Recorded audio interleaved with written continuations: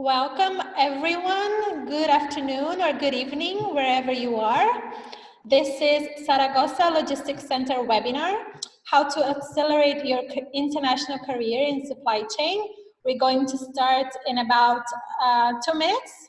My name is Lucy, DocCity, and I welcome everyone. I just sent you a message on the chat, so you can let me know where you're connecting from, which country, which city. I'm very happy to have you all here. I see that more and more of you have joined, so welcome again. Good afternoon and good evening. I am Lucy. Please type in the chat the city that you're connecting from, the country. It's very good to have you all here. Let me introduce you to our speakers. We have Marta Romero. She's the director for MIT International Master Programs in Spain, and also the student of ZLog, one of the programs that you will be hearing about today, and his name is Santiago Cuadrado. Hi Lucy, hi Zahir. He is currently in the UK, but he's from Mauritius Island. Hello Zahir. Hi Saikirian also. We have Laura from Spain. Who else is here from India? Saikiran has said it's very good to have you here. So we'll start in 1 minute precisely. For your questions, you can send them all throughout the presentation, but we're going to answer them in the second part of this event. Remember to send your questions using the questions and answer section, which is down below. So to introduce yourselves, please use the chat, and for the questions, use the questions and answers section. Julius is from Cameroon. I also see participants from France, Italy, buonasera. Marta, hello Ilaria. She is with Corentin from Romania. Rahil, he is an Iranian student in Turkey, and also David from Mali, but he's joining from Serbia. It's very good to have you all here. Good afternoon, good evening, wherever you are. It's 7 p.m. precisely, and I will leave the floor to Marta Romero. She is the director for the programs in Spain, and I hope that you enjoy the webinar. Please go ahead, Marta. Thank you, Lucy. Welcome everyone. Thank you for joining us today for the presentation about our International Master's Program here in Zaragoza in Spain. I'm very happy to introduce you to Santiago, who is one of our current students, and thank him for making time today for this presentation, since it's almost the end of the program and he's very busy working on the final deadlines for his thesis project. So maybe Santiago, you can introduce yourself, tell us a little bit about what your background is and also why you decided to join the program. Sure. First of all, thank you for inviting me. It's my pleasure to also clarify any questions that we might have. I'm from Spain. I have a mechanical background and around 4 years of international experience, but more on the operations side. I didn't have that much deep knowledge about supply chain, and one of the reasons I wanted to get into the program was to gain a little bit more of sophistication within the field and move to more strategical positions. Okay. So let's continue with the presentation. So for most of you who do not know where our center is, it's located in Zaragoza in Spain, as we mentioned before.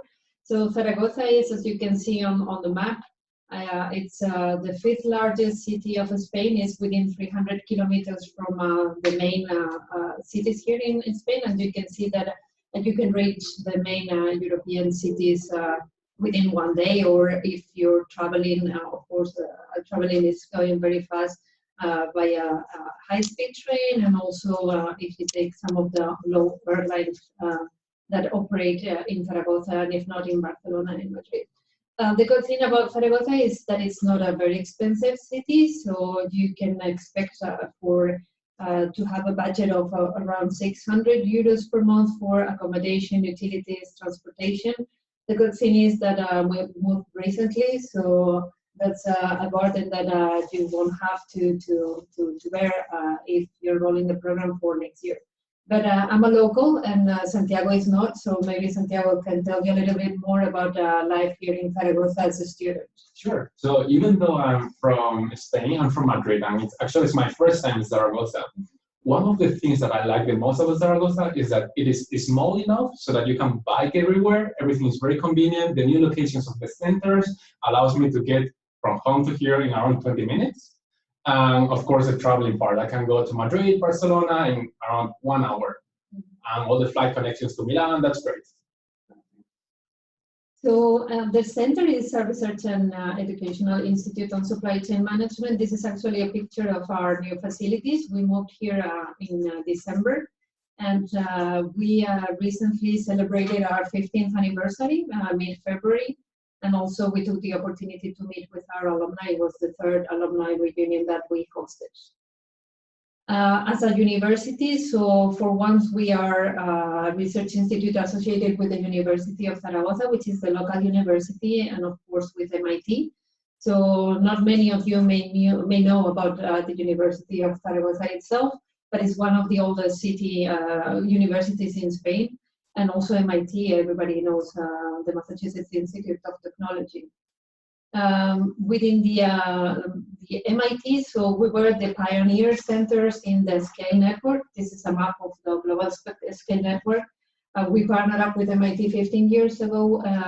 Then MIT CTL, the Center for Transportation and Logistics, partnered up with a center in Colombia, then Malaysia, and more recently Ningbo in China and Luxembourg. So all in all, it's 14 programs, educational programs. We have, among all the centers, more than 100 academic partners, also researchers and faculties, and also corporate partners. And this guy, I guess that many of you may have seen him if you have been undertaking some of the courses that will lead you to the MicroMaster. So this is Chris Caples. He's the executive director of the Center for Transportation and Logistics. He was also to be seen during the exchange program at MIT in January. And I'm just going to read what he says. So supply chain management is the art and science of getting products from where they're made, where you, the consumer, want them to be. Regarding the rankings, as you can see, we've been very proud of what we've achieved in the past year. So we've been #1 for 3 consecutive years worldwide. In Europe, by the ranking Supply Chain Management World, #4, always ranked #1 in Spain. And in Spain, through the newspaper El Mundo, we've been #1 for 7 consecutive years. So this says a lot about the program in supply chain. Note that there are some rankings that are not specifically for MBA programs. These are the programs that we're offering today. So the first one, the CLOG program, is the program where Santiago is currently enrolled in. And we have 2 other programs that we will talk about later. So one is the 3C and the other one is the CLOG-B, which is a blended option. The programs, the part that they have in common is the stay at MIT. That's when all the students will come together, not the scale centers students, but also all our students. The idea for the 3C program is that they will start first in Ningbo in China, and then they will continue the studies here in Spain. And for the blended program, upon completion of the online courses, they would go to MIT and then come here. So the CLOG program is our START program, and it's been around for 14 generations now. So Santiago and his classmates will hopefully graduate end of May, and we're very proud of what our students are achieving, and also what the alumni have to say about the program. So it's a full time, it's 10 months. The program starts, it's 9 months and a half, let's say, starts mid-August and finishes end of May. We have a small class size. In the current class, we have 25 students. Diversity is very important for us, not only in terms of nationality, but also in terms of what the students can bring into the class, so their educational background, their experience. The same goes for our faculty members, and it's entirely taught in English. All our programs, international programs, are taught in English. This could be the program structure. So we're now currently in the C term, so almost close to the end for them. Time flies, right, Santiago? We really cannot fast. believe when we started back in August. So we started the C-term, what we call orientation week. We have some preparatory sessions in mathematics and finance for the people who do not have that sort of background. And we have some team building and career workshops. So also the important part is that we try for the students to get to know one another before the course starts. And before we hit the A-term, that it's when things get really serious. Let's not lie about it. It's very intense. The idea is that you guys are going to get the fundamentals that you're going to need not only for your professional life after the program, but also the concepts that you would need to apply for your thesis project. So there is a list of the courses that are taught, which are the core courses of the program. So logistic systems, inventory systems, there is analytical methods, supply chain information systems, financial systems, also probability and statistics, and some classes on the Spanish language. It's not, we have like 20 sessions at the beginning of the academic year. Students out there who do not speak the Spanish language, you guys want to take this very seriously, and the first 10 sessions are fun and very easy to go to, but then when the academic year starts with the courses on supply chain, and the other 10 sessions are not so important anymore. But it's mandatory, so you will have to take all the courses. Then the B term, it's the 3 weeks that we spent at MIT. So this year there were about 180 students from all the different centers. And the focus here is leadership and management. There is a number of activities that are carried out during our stay, and later on Santiago will tell you more about the experience at MIT and the activities that were taking place over there. And as I mentioned, so we're now in the C term. We still have a couple of courses which are core courses, but there's also the period when we offer the electives, and the students can decide which electives they want to take. So we usually offer among 5 or 6 every year. These are current and trending topics on supply chain. And then of course we leave ample time for the students to work on the thesis project. And I'll leave it up to Santiago to tell us more about his experience at MIT. Sure. Just to clarify that, our experience in MIT, we spent around 1 month there, where everyone from the skill network gets to meet, have different courses and classes and activities together. So that's around 180 people. Of course, we still have some classes. We visit Boston if we have time. But probably one of the most important things from that is to learn.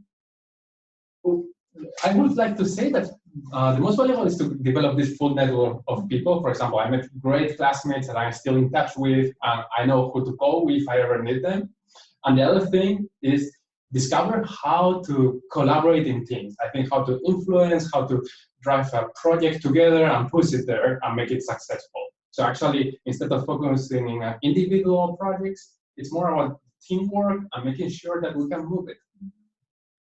That's right, and also, so there is visits to companies. There is, as he mentioned, they were all divided in teams for all the different activities, and they did a very good job. Our colleagues at MIT trying not to have students from the same program work together in whenever possible. So there is a case competition. There are leadership seminars. There are talks by MIT professors and senior executives from different multinationals. And there is also an event which is key for us, is when the students get to present their thesis project.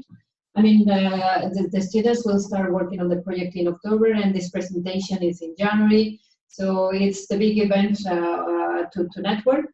The students get the opportunity to present the project in front of the audience of executives, and the executives, they also give some advice regarding the projects. And definitely, I mean, having that direct contact with executive upper management from all sorts of companies, from the top 500 companies, like talking about the impact of supply chains for different trends, and getting that feedback back and seeing how these solutions could affect their companies, how could improve their situation. That's probably one of the most valuable parts, that knowing that what you learn here actually can be applied to a real industry case. Exactly. So experiential learning is it's another key component in our program. So as we mentioned before, all the students work on a thesis project. So you see all the logos of the companies here on the screen, and this is a program that we launched back in 2008. It's the Zaragoza Academic Partners. So students do not need to choose a topic to work on for their thesis project. We approach companies during the summer, and these are real-life supply chain problems that the companies are facing. The idea is that the companies would submit their proposal to us, as I mentioned, during the summer, and mid-September the companies would come and present their projects to the students. So on one hand, the students get the opportunity to be interviewed by the company, and the company to assess different profiles for the thesis project, and on the other, the students get to rank their projects according to their preference. So the idea is to try to do a matching process and try to have everybody happy, so the students, the company, and also the center. And we will assign a thesis advisor that is going to be one of our faculty members who's going to work with the students all the way. So the process starts mid-September. We will do the thesis matching beginning of October. Then we let the students take it from there with the companies, and they need to submit their thesis mid-May, around mid-May. So it's a long time, and then it will depend a little with the company, whether the data is available or not, if the company wants to meet weekly, bi-weekly. In most cases, it will be remotely because we are here in Spain, and the companies are mostly located in Europe. But it really depends on the scope of the project as well. So Santiago can also tell you a little bit more about what his project is about. Sure. Just before that, let me clarify that all the projects are sort of different. Some projects are more operational, some of them are more strategic, some of them are about optimizing the source of materials, and some of them are about optimizing sales and forecasting. So there's a project basically for all sorts of interests and all sorts of topics that you encounter here. And of course, you go through the matching, and in my case, I work with a digital transformation project. Supply chains definitely need to be more agile, more efficient, but how do you introduce those changes within a company? So in my case, in the sponsor company, they gave us one department, one business unit, where they were trying to do this digital transformation. The scope of our project was to develop a strategy and actually create a proof of concept and go there and apply it and see how to scale it within the company. So it was not just theoretical, but even applying it and seeing a real value and real impact. In my case, we were doing some remote calls, but we were also going there, flying and visiting them to understand the day-to-day operations. And career opportunities, as you can see, well, we have alumni working everywhere, all over the place. And the companies that you see below are some of the companies which are representative where we have alumni working. We do have a person at the center who helps the students with career development, and we have a good number of companies that do come and interview students because they know that the talent is in the program, and they come to recruit from the program. This being said, we say from the beginning, so not even from the beginning, but as of now, that the responsibility for finding a job, it's the students.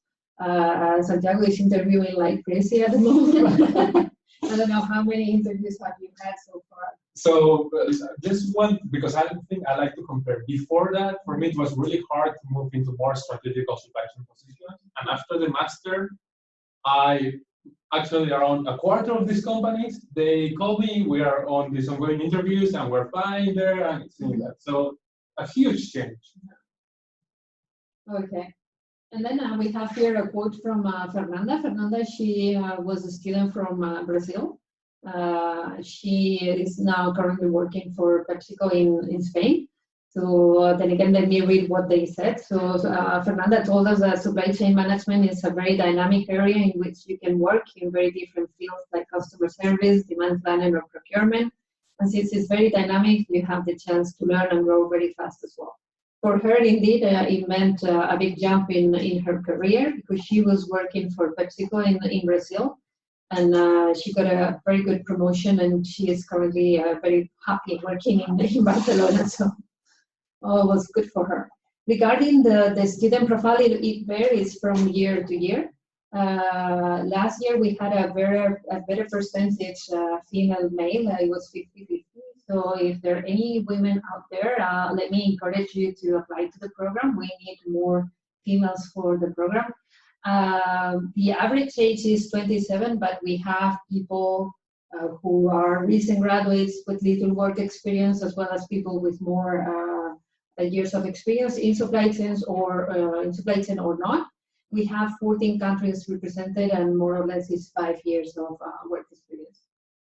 It's true that we have 76% of our classes, they come from an engineering background, but that shouldn't scare you. It really depends on the year. Some years we have 50-60%.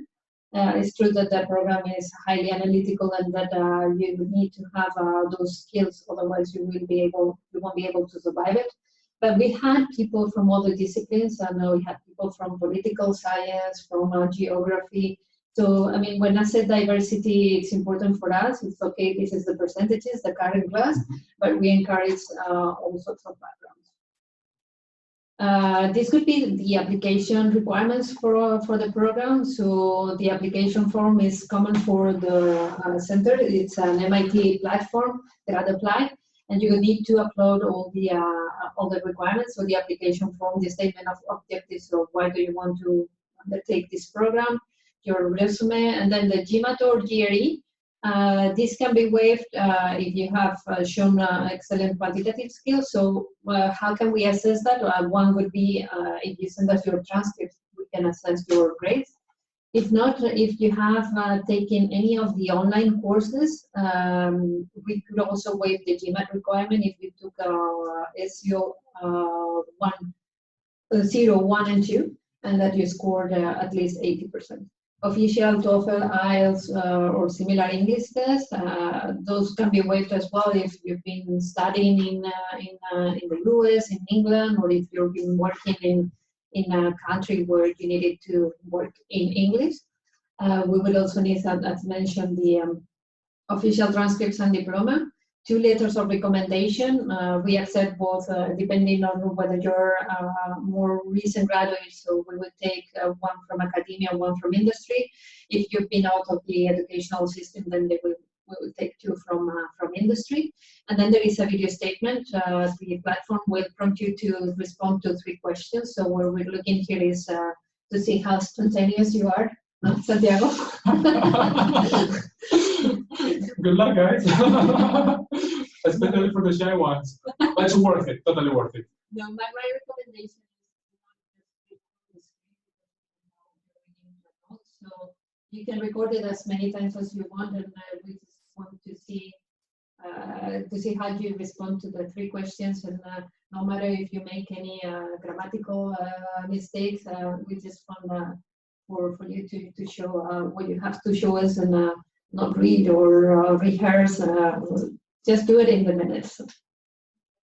This is the platform, and these are the key dates. So we closed the 3rd round deadline back in March 28th, and we're actually communicating the decisions this week. And we now have rolling admissions. So rolling admissions, there's 2 days that you need to mark on your calendars if you're planning to attend. So if you're an international student and you need a visa to come to Spain, a student visa, then you would need to submit all the application materials by May 15th. If you're a European student, of course, you do not need a visa, then it's July 15th. It can go even beyond July 15th. We actually had one student this year who called me. I was on vacation, and he told me he wanted to apply for the program, and it was beyond July 15th, and he's currently in class. If you think that you may need an extension, or there is some of the application materials that you do not have handy, you can always write to me an email, and we can try and see whether there's something that we can do about the deadlines. And also important is that there is financial aid available. For the CELOC program, we have both scholarships as well as a loan that can cover up to 70% of tuition. This could be the scholarships which are available. So the first one is available to all candidates, regardless of their nationality. We offer partial up to full scholarships.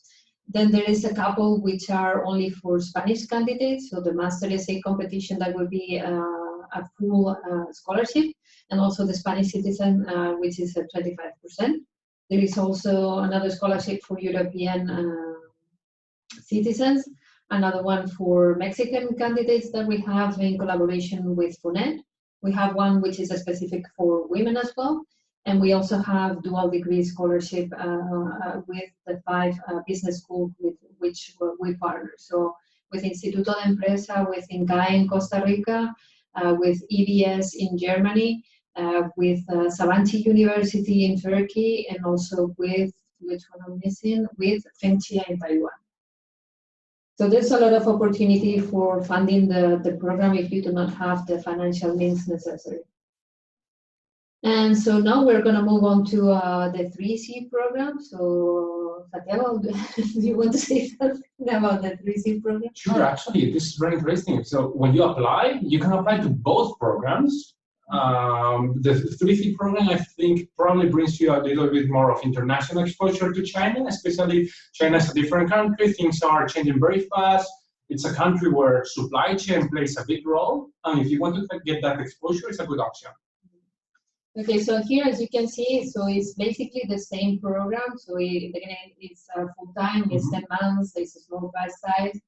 The professors here in the spring term are going to be the same as the professors who teach the CLOC students. In fact, all the programs will convene at MIT and then in Zaragoza for the blended program, because the sequence here is that you spend the fall term in Ningbo in China, then you jump to Cambridge at MIT, and then you come for the spring term here in Zaragoza.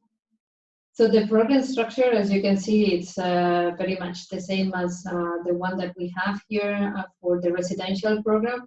The only difference comes when it's for the thesis project. It's not a thesis project, but a capstone project. So the students get the opportunity to work on a topic of their choice.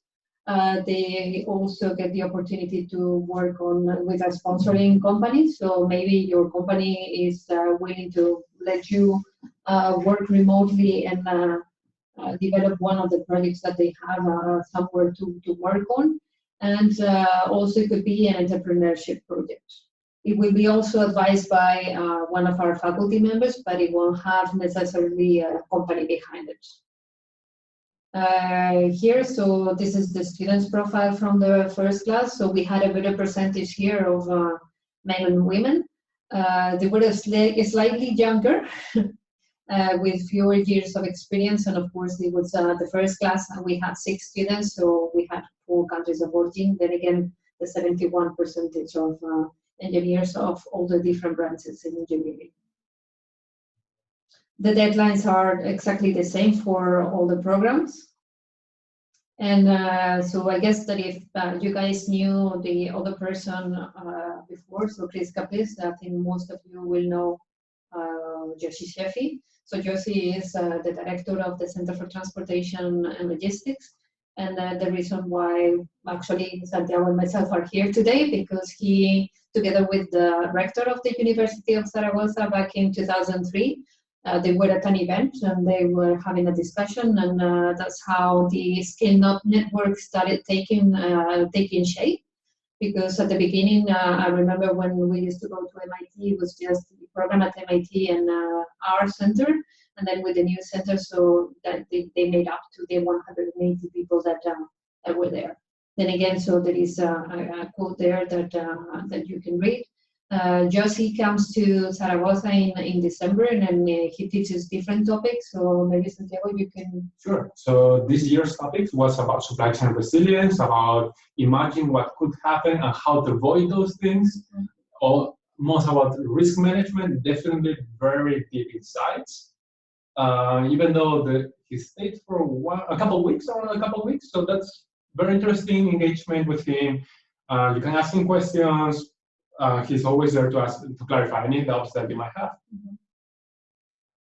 Okay, and for us, it's the blended program. So the blended program, then again, thanks to Josie, who's always, his mind is going faster than everybody else's, and so he's creating all these new programs. So this is the latest program that he created, is the blended program. So they've been running now for 3 years, the MicroMaster credential at MIT. So these are 5 online courses that you can take on EDX, so that's the platform. You would need to take them as a verified student. These courses may have a duration of 12 weeks each course. And then if you take the comprehensive exam, then you get the MicroMaster. And once you get the MicroMaster, you can apply for the blended program. So then you would have the 3 weeks at MIT and the 4 months here in Zaragoza. Here the profile is a bit different. So as you can see, the main difference here is the age. These are people who are at the maybe have 10, 15 years of experience. It really depends, because we also have young people in the blended program, but it's people who have more years of experience. As you can see, 13 years of experience, 8 countries of origin. And here the split of the background is it's a bit more different, so 50% of engineers, but we have people coming from business and economics and other fields. And this is Neil from last year. So he decided to go back to the US, and then again, so he chose CITL-C because it's tight relationship to MIT, its diverse background of ethnicities, and just exposure to the different cultures. Also, it's been a great experience to be able to work with professors with both industry and academia backgrounds. So it's true that the different cultures, this is something that it's very important for us, because we learn from our students as well, and there's so much out there to learn, not only in terms of how you perceive things in a different country and how you do things, and it's one of the richness of the program, I would say. These are the key dates. So of course the deadline 28 March was the second round deadline, as well as for the CLOG and the 3C program. We are now having the rolling admissions. So then again, the same, May 15th if you need a visa, July 15th if you do not need a visa. And even beyond that, we can continue working with you if you're interested, because you have to take into account that you don't need to come here in August. So this is for January. So if you're planning on taking the exam at a later date and you decide to apply in October, that would be fine for us as well. And we're also happy, so we are like a big family, even though the center is small and the class size is small. Everybody knows each other here in the center. So there is the running team. We've had some activities like for Christmas, when we go do our orientation activities. Together with the students. Actually, even when we travel by ourselves to other European countries, we go together, we go on vacations together, and I think that this friendship is a long-lasting friendship. And I think this is the end of our presentation. Let me just add that since Santiago will be an alumni from the program in 2 months, we are counting on him to come back to the center to help me with the admissions process, to bring in projects, to come and recruit future students. So this is why the alumni are also key in the program, and I'm very thankful to all of them. So now we're open to your questions, both Santiago and myself. Thank you very much, Santiago and Marta. I think I speak for our participants when I say that it's been a very good session. We do have a lot of questions, so let me start with English certificates, because this causes a lot of doubts. Kevin asked what is the level that he needs to have for IELTS, for example. Can we maybe rewind to the other certificates, like for example Cambridge, TOEFL? What is the level that is required by the programs? Yeah, TOEFL, the minimum that we would require is 98, and for IELTS it's 7. I think that we have lost the connection with our speakers. Marta, we lost you at IELTS. Do I repeat? Yes, please. Okay, perfect. So IELTS is 7. 7, okay. Mm-hmm. Okay, great. So I hope this this is enough information for you guys. They're asking about English, and I also forgot to mention that in the following days you will receive an email with the contacts for ZLC, and also with this video of this presentation. Let me see what else you were asking for. Oh yes, Laston's question. He is interested in the Zlog program, so Zlog. He asked, what kind of experience are you looking for in your candidates? I have more than 6 years of IT project management experience. Yeah, so for the experience, we're really not looking forward just to having people with supply chain. Santiago can tell you the different profiles and the different work opportunities and experiences that the students have in the program. So we really, when we look at an application, we look at the application as a whole. So for us, it's important, all of it is important, the resume is important, and having supply chain would be a plus. But people who transition from IT is also something that we've seen in previous years and in this current class. So, I mean, you told a little bit about what you were doing before, so. Sure, actually, so let me, going back into the IT part, for 2 years I was doing IT projects. After those 2 years, I definitely did gain some experience on project management, a little bit more on the business side, but I didn't have that much experience on inventory, on even the S&OP or supply chain of logistics. IT, I think it's really good, especially because if you think about it, new companies like Amazon or all the online e-commerce companies, they run on IT systems, but at the end, they're delivering a supply chain solution. We also have some classmates who have some IT background, but also as well some people who come from marketing, from forecasting for sales. So actually, supply chain is very wide. Mm-hmm. If you think about the whole value chain, there's from procurement, manufacturing and production, the batch sizes, lot sizes. Yeah, I think that mix of a technical experience and a mix of business acumen, that's a great. That's a great combination. Okay, great. And let's take the opportunity that Santiago has just answered a question, and Juan Pablo would like to ask you, Santiago, in terms of expectations, once you arrived and started studying at ZLC, which expectations were covered, and which ones do you think that they haven't been covered yet? Okay, sure. So I had 2 main expectations. One was to gain a deeper knowledge on supply chain, understanding this whole view of every component in the value chain, from sourcing, as I said, manufacturing, procurement, and even to forecasting and sales, and to learn about this in a very technical level, in a very practical level. That's important. And the second expectation was to have a good career expectations and options. From these 2 points, I am fully satisfied. And one of the things I would like is to actually, I wish I had more time to spend here so that I could dig deeper in some topics that things were going so fast, but very, very satisfied. Okay, good. Let's talk about the video statement. We have a question about, is the video statement a type of test? Well, the video statement is part of the application process. So when you create your account on GradApply, when you get to the video statement bar, you will have some instructions, and you will have to respond to 3 questions. So that's what you need to record yourself, is responding to the 3 questions. Okay. These questions, just be natural. There are questions of what are your motivations, what you're interested, what do you think about the future of supply chain. I don't know if things are changing, but just be natural. Okay. How was it for you, Santiago, to record this video? Okay, sure. So, of course, I got it on webcam. One of the most important things probably was to have a good audio. So I tested that. I did rehearse. I wrote down the questions, and I thought, okay,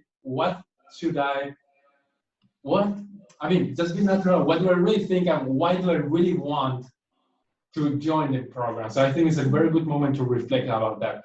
And then I think I recorded it twice.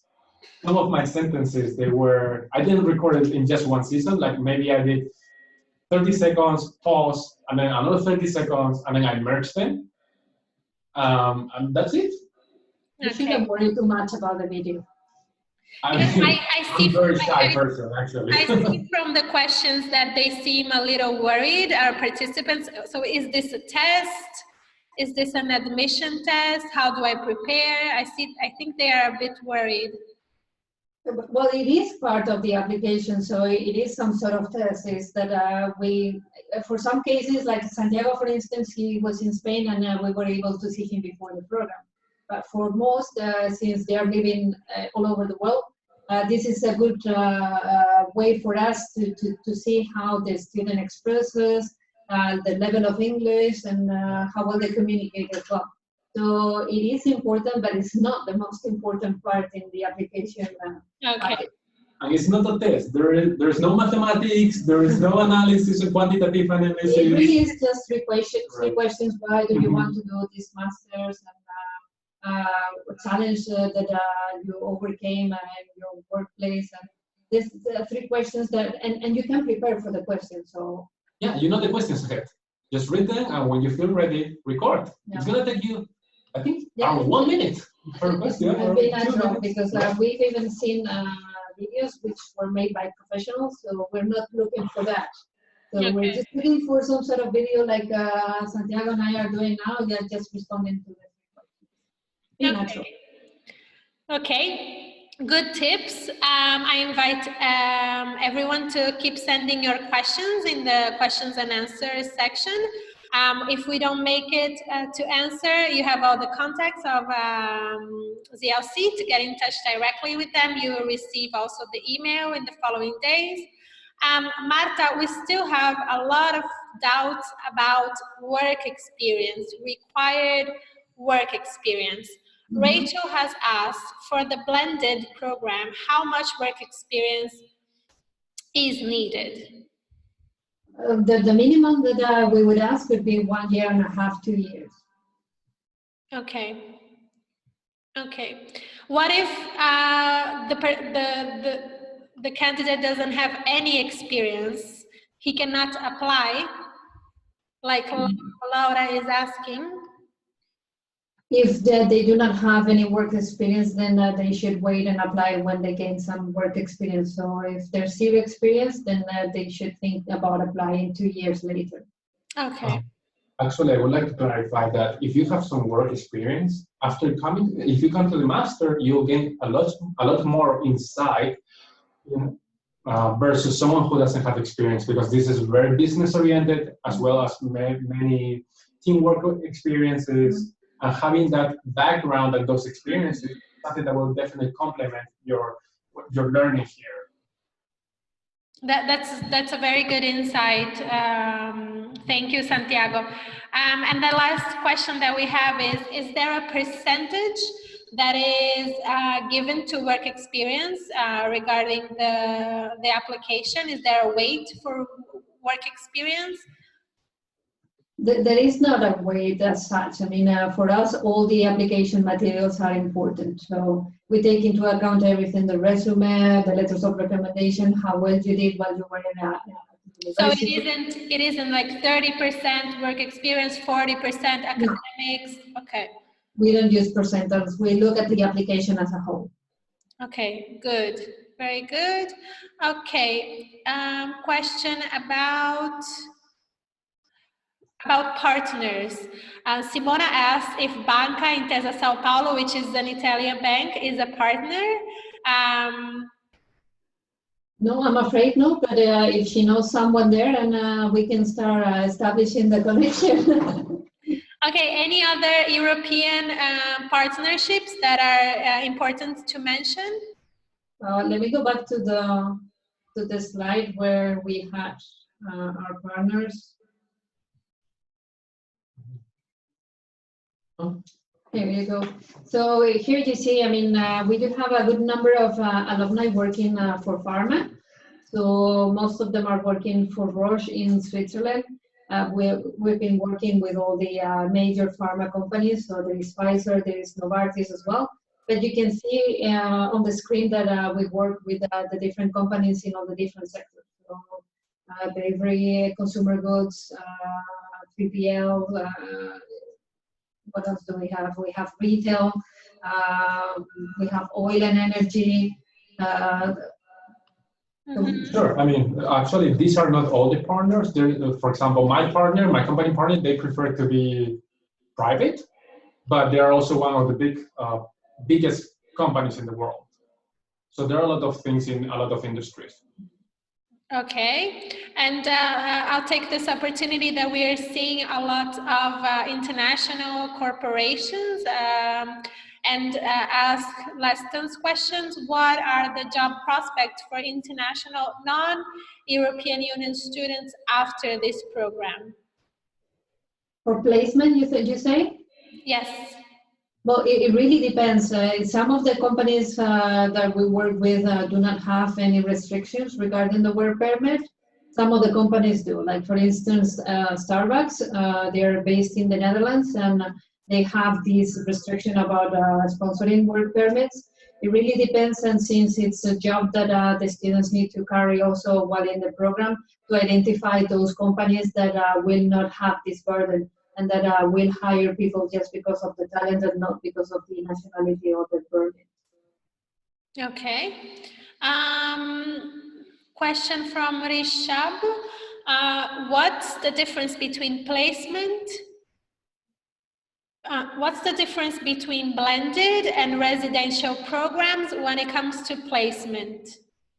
Well, since we start with the recruitment season, when we come back from MIT, there is no difference. So whichever company is coming to recruit, they will receive the resume book. So that's a book that we have with the resumes from all the students.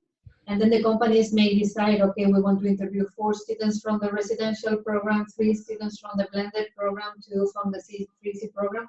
So recruitment season is open to both CELOC residential and CELOC B students. Okay. Marta, can we rewind to your explanation about Starbucks? Azar is asking, I think he lost that part. Oh, no, I was just saying Starbucks as an example because they're based in the Netherlands. They had a project a couple of years ago with us, and they came to recruit students, and unfortunately they were very interested in recruiting someone who was not European, but they couldn't because that particular company has a work permit restrictions, so only open to European students. Okay, I would like to pass to this question about having the degree already. So Julius is in possession of his degree, but he says that he will not have the transcripts until the deadline of application. So his file wouldn't be complete. Can he still apply and then present the transcripts, or does he need to wait until the next deadline? Well, we would need to have the transcripts before he comes to the program. What we have done in the past, if we see that as a candidate has a potential and that the other application materials are good, is that we can send a conditional admission letter to the student. Okay. Okay, Julius, I hope this clears your question. Thanks for the presentation. Thanks to you for joining us. Next question is about,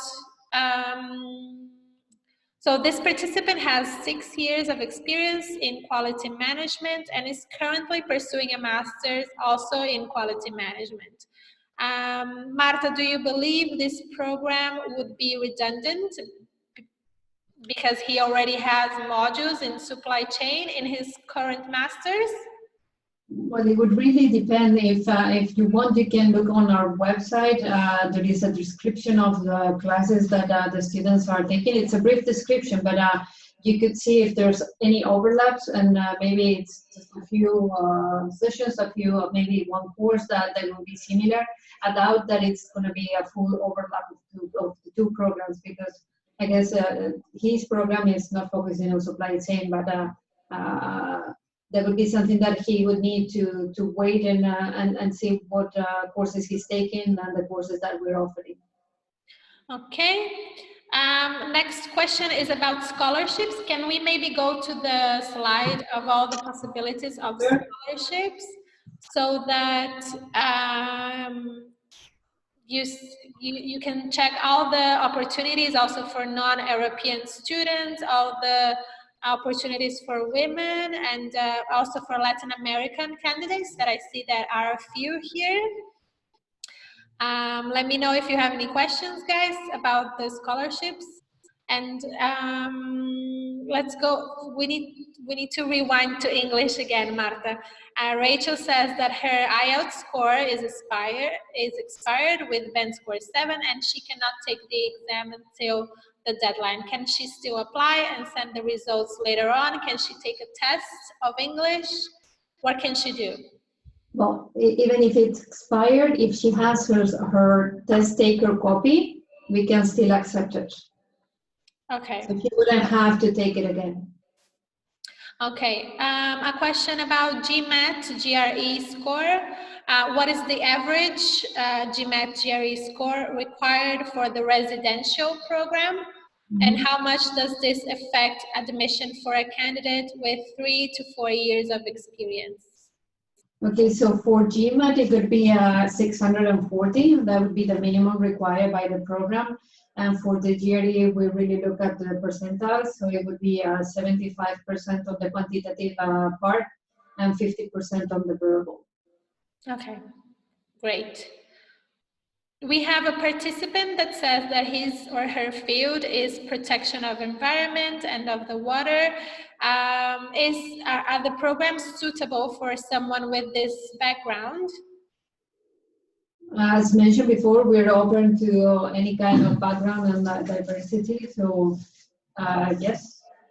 Okay. In this specific case, there is a shift in the industry for more sustainable supply chains, in which companies are trying to gather sources in a more efficient way, but also more ecological way. So actually, there's a new trend within the industry that's demanding this sort of skills and knowledge.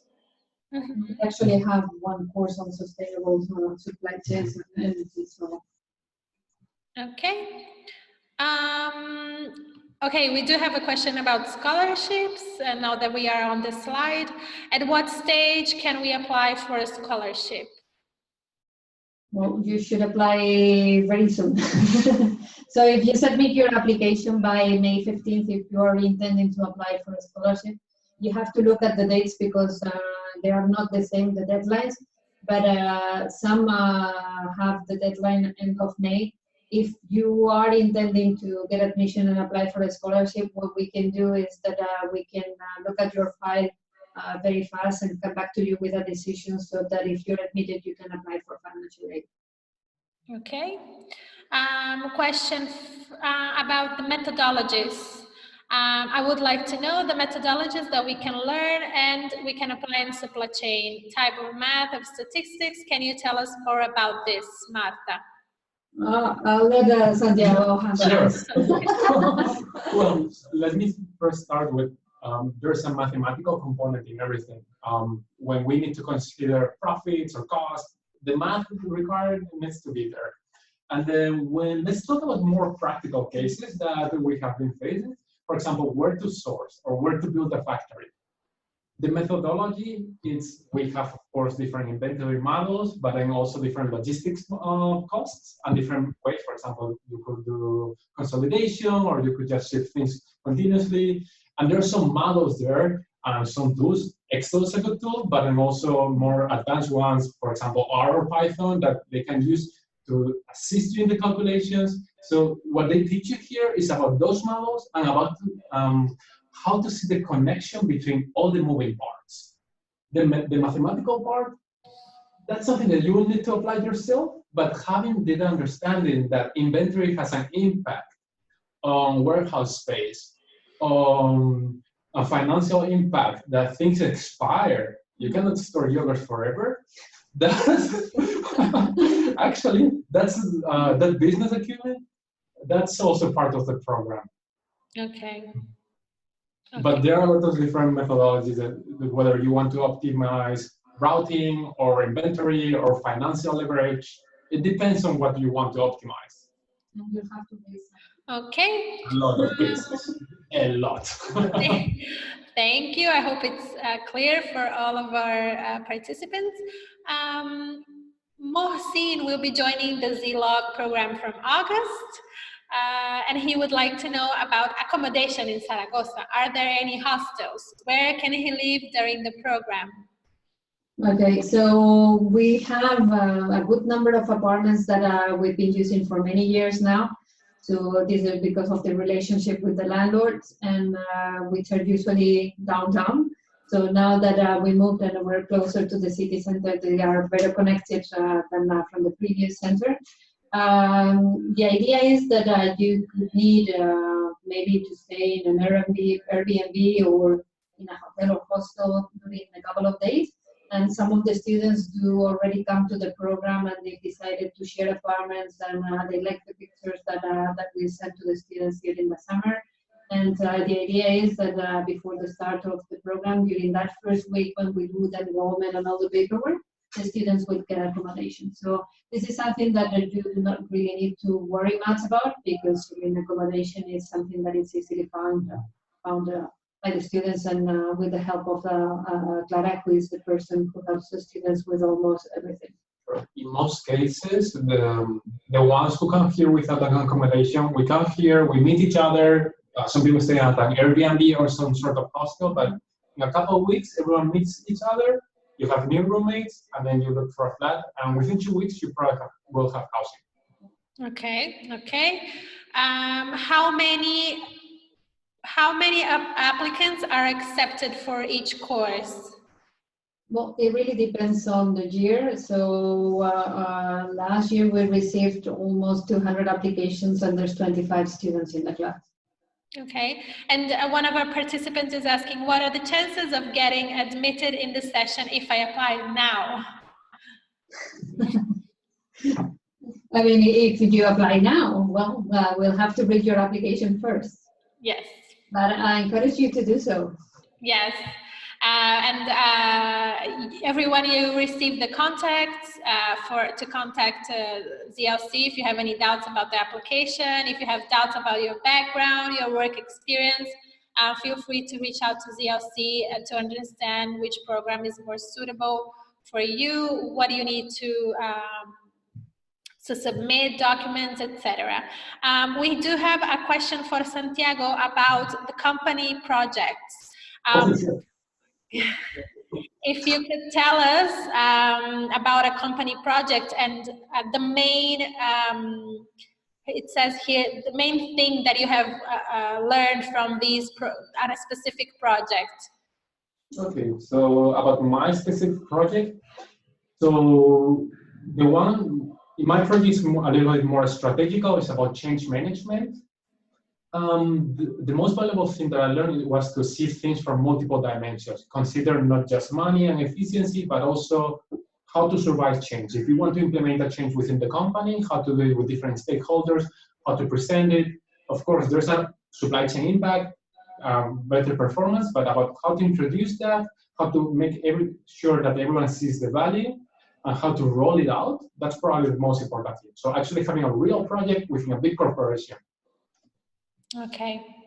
Okay, that's it for the questions. Thank you to everyone that has submitted a question. And remember that if you still have doubts, if you want to reach out to ZLC, Marta and Santiago, you will receive the contacts. Marta, can we maybe go forward to the last slide so everybody can see the contacts? Okay. Okay, so you have the email, the phone number. Feel free to reach out to ZLC. You will receive an email in the following days with everything. Marta and Santiago, thank you so much for taking the time to being with us. And thank you also to our participants for joining from all over the world, we have seen. Would you like to say a final words, Marta, Santiago? Yes, of course. So thanks to you, Lucy, for hosting this webinar. And thank you to all the participants out there who showed interest in our programs. I'll be happy to take any questions that you have and set up for a Skype conversation at your earliest convenience. If you want to talk to some of the other current students, I can also put you in touch with other students, as well as depending on your country of nationality, with alumni who were in the master a few years ago, so they can tell you their progression after they completed the program. So looking forward to hearing from you and receiving many applications for the program. Santiago? Sure. Okay. Thank you again for having me here to help you clarify any questions that you might have. But if I were to summarize something, is that I would totally do it again. The career outcomes that you have, especially if you want to dig deep into the supply chain industry, they are amazing. What you learn actually going out there to companies, interviewing, and knowing what you're talking about, and then the companies seeing value, and actually even talking just about specific projects, without even being in the company, that's probably the most valuable thing. Thank you again, Marta and Santiago. It has been really good to have you both here, and our participants are thanking us for the session. I hope you have enjoyed it as much as I did. I hope to see you very soon, and keep an eye out for our email in the following days. Thank you. Goodbye. Bye. Bye, everyone.